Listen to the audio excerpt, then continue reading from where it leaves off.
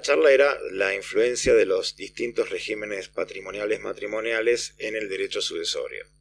Una de las consecuencias de elegir uno u otro régimen es obviamente la cesión de derechos hereditarios o cesión de herencia, como la denomina el Código, por la importancia que tiene al momento del asesoramiento por parte del escribano el delimitar exactamente el contenido de la cesión, porque difiere el contrato si son bienes propios, si son gananciales, si en realidad el matrimonio eligió un régimen de separación patrimonial, es decir, el escribano tiene que estar muy atento a eso. De ahí a hablar sobre un tema siempre candente, que es la cesión sobre bien determinado, hay un solo paso. Y lo importante es destacar que frente a algún fallo aislado en donde se dijo que la cesión de derechos sobre un bien determinado que forma parte de una herencia no se rige por las reglas del contrato de cesión y que nada tiene que hacer esa escritura en el sucesorio, hay mucha otra jurisprudencia que dice exactamente lo contrario en el sentido correcto de la interpretación del artículo 2309. Porque el 2309 no dice en ningún momento que no se puede realizar este contrato.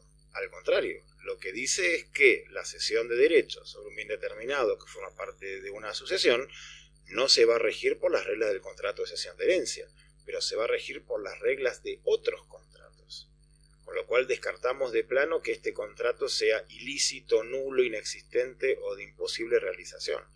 No se rige, en principio, te diría yo, por las reglas del contrato de cesión de herencia, pero se va a regir por las reglas del contrato de la compraventa, si hay un precio, de la permuta, si se transmite una cosa u otro derecho, o por las reglas del contrato de la donación, si no se recibe ninguna contraprestación a cambio. Que igualmente estas reglas de los tres contratos son las supletorias del contrato de cesión de derechos. Además, el Código, en el 2309, continúa diciendo que la eficacia de este contrato. Entonces hablamos de un contrato válido de eficacia pendiente. El mismo Código está reconociendo que el contrato se puede hacer, porque si no, no diría la eficacia de este contrato está supeditada a algo. Es un contrato condicional. ¿Y a qué está condicionada? A que el bien en el acto particionario se adjudique a la parte cedente. Y ahí es donde el escribano va a tener que evaluar las diferentes situaciones, porque la partición se puede hacer válidamente de manera parcial en la misma escritura, si están todos presentes, hay unanimidad, hay una plena capacidad, o eventualmente se realizará en el marco del sucesorio. Y entonces, ya sea que se realice en el marco del sucesorio o en la escritura de cesión, cumplimentando el requisito del 2309, es tarea fundamental del juez el verificar esto.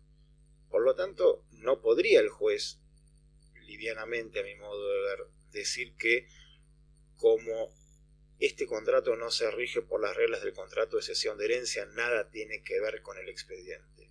Al contrario, se rige por las reglas de otro contrato, pero sí tiene que ver con el expediente, porque justamente hay que cumplir en la cesión o con posterioridad con el requisito particionario, a los fines de ¿qué? De cumplir la condición de eficacia pendiente.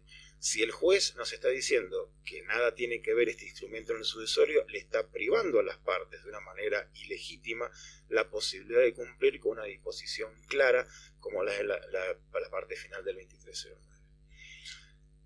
En el Departamento Judicial de Lomas de Zamora tenemos fallos en donde los jueces inclusive han cambiado de alguna manera una decisión jurisprudencial anterior y han reconocido este criterio que estamos ahora puntualizando y que es el sentido correcto de interpretar el 2309. Porque además de cumplir con las normas del Código Civil hay que cumplir con las normas registrales y hay que asegurar la continuidad del tracto. Por lo tanto, este contrato es perfectamente válido, es perfectamente eficaz, sujeto a una condición de eficacia pendiente. Cumplida la condición de eficacia, que puede ser en el expediente o en la escritura, este contrato es perfectamente eficaz, plenamente, diría, porque se cumplió con todos los requisitos del código y tiene que ser incorporado al sucesorio. Perfecto, y digamos, hay un requisito que también antes existía y a lo mejor en la práctica se daba tácitamente, que era la cuestión vinculada a la partición. Quizá eso sería un factor como una manera de asegurarse de que esta partición se concrete. Indudablemente el Código Civil y Comercial, y lo decíamos en la charla recién, le reconoce la importancia de la partición como acto que pone fin al estado de comunidad hereditaria, que pone fin a la indivisión. Y no es casual que se vincule a la partición con el 2309, porque es la condición de eficacia de la cesión. Por lo tanto, vuelvo a decirte, yo no entiendo a los procedimientos judiciales que dicen que nada tiene que hacer esta escritura en el sucesorio. Tiene que ver justamente por el requisito de la partición. Bueno, y contame, acá se hablaron de temas bastante amplios dentro de lo que implicaba el título del tema. ¿Cuáles te parecen a vos los puntos salientes de lo que fue tu disertación? En realidad, lo más importante es compenetrarse desde el punto de vista notarial, que tenemos ahora un escenario en donde los cónyuges pueden, antes o después de la celebración del matrimonio, elegir un régimen patrimonial distinto al que estábamos todos acostumbrados, el de comunidades gananciales de Vélez. Y que eso tiene implicancias no solamente durante la vida del matrimonio, durante la existencia del matrimonio, sino también con posterioridad, cuando ocurre el fallecimiento de uno de los cónyuges. Tener en cuenta que justamente esta decisión que a lo mejor toman los novios es una decisión que repercute en vida de ellos y también al momento de su fallecimiento, porque cambian totalmente las maneras de heredar, de suceder, de repartirse los bienes, según que se haya optado por el régimen de comunidades gananciales o el de separación patrimonial. Y por lo tanto, el llamado de atención, entre comillas, para el notariado, que debe estudiar este tema para asesorar a las personas, que ya sea durante la etapa de noviazgo o con el matrimonio, que no es solamente una decisión que afecta a su vida mientras vivan, sino que también tiene implicancias post-mortem, por la diversidad de maneras en que se reparten los bienes luego de que fallece uno de los cónyuges. Claro, y sobre todo porque el régimen es mutable, sin limitación durante toda la duración del matrimonio también, y un matrimonio que podría empezar con un régimen de comunidad, pasar a separación de bienes y más tarde volver al régimen de comunidad. Exacto, y eso implica hacer diferentes masas hereditarias porque se sucede distinto, y lo podemos encontrar con bienes propios de los cónyuges adquiridos antes del matrimonio, bienes adquiridos durante el régimen de ganancialidad, luego pasar a un régimen de separación, luego volver de vuelta a un régimen de ganancialidad, y cada uno de esos bienes tiene un reparto distinto al momento de heredar. Y justamente analizábamos la presencia del cónyuge superstite, que a veces concurre, a veces excluye, a veces es excluido, y si el matrimonio ha adquirido bienes durante diferentes etapas económicas de su vida matrimonial, esto repercute ampliamente al momento de la cuestión hereditaria. Sobre todo porque, cuando uno realiza un cambio de régimen, supongamos yo tengo un régimen ganancial y decido pasar al régimen de separación de bienes, en ese momento no se hace ningún tipo de partición o adjudicación, o se hace una adjudicación como requisito para establecer cuáles son los bienes que integrarían la masa individual. En realidad, si vos estás casada bajo régimen de ganancialidad y pasás a un régimen de separación, lo que hay que ver es si durante la etapa de ganancialidad vos adquiriste bienes. Si los adquiriste, esos bienes son gananciales, y al mutar a régimen de separación se genera la extinción de la comunidad y se produce lo que se llama indivisión poscomunitaria o posganancial. Esos bienes en algún momento deberían ser liquidados, deberían ser adjudicados. Tratemos de que sea en vida para evitar problemas, porque si no, eso va a ingresar en una cuestión sucesoria, se va a confundir tal vez la masa indivisa poscomunitaria con la indivisión hereditaria. Hay que liquidar las dos comunidades, entran en juego los intereses de los herederos del fallecido y genera conflictos. No es obligatorio hacerlo cuando uno muta de un régimen a otro, producir la adjudicación. Vuelvo a decirte, obligatorio no es, pero es conveniente.